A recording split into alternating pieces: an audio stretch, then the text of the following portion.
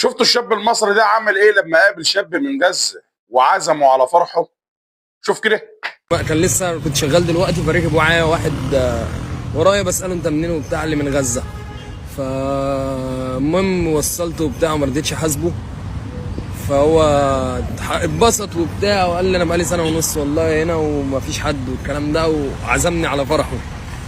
ففرحه الشهر الجاي شهر 2. فبقول له هتعمله في قاعة ولا كده؟ قال لي لا، مفيش فلوس ومفيش. فقال لي لو نعمل زفه وبتاع وتيجي وتنورني، وهو ملوش حد هنا.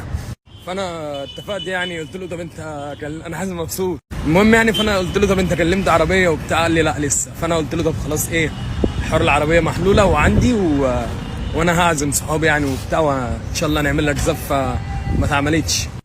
فبعد كده فكرت ان انا ممكن يكون ربنا يعني خلاني على الاقل يعني فيديوهات بتجيب شويه فيوز ولا حاجه. فقلت اعمل ايه؟ انا مش عارف ان انا حاسس ان انا محروق انا بعمل الفيديو ده، بس قلت ممكن يعني لو عملت فيديو ونزلته ربنا يبعت له حد نعمل له حاجه كبيره قوي.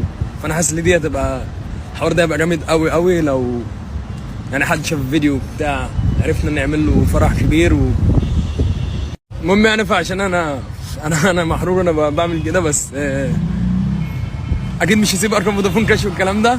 لو الفيديو نزل وجاب ان شاء الله وحد حابب يعمل حاجه يكلمني ودايركت على طول، فنشوف نعرف. ربنا كرم وعرفنا نعمل له حاجه حلوه، ما عرفناش هنعمل له زفه يعني تخرب الدنيا وبتاع، انا واصحابي وكده. بس انا حاسس يعني ان ربنا جعلني سبب عشان الشاب ده نعمل له حاجه كويسه، فان شاء الله خير ويلا. ربنا يفرحه يا رب، وانا عارف ان كل اللي هيعرف المكان من الشعب المصري هيروح وهيعمل معاه الواجب. بس بعد الفيديو ده انا خايف الناس تروح زي فرح كروان مشاكل والفرح يبوظ. ربنا يسترها عليه. ابعتها له.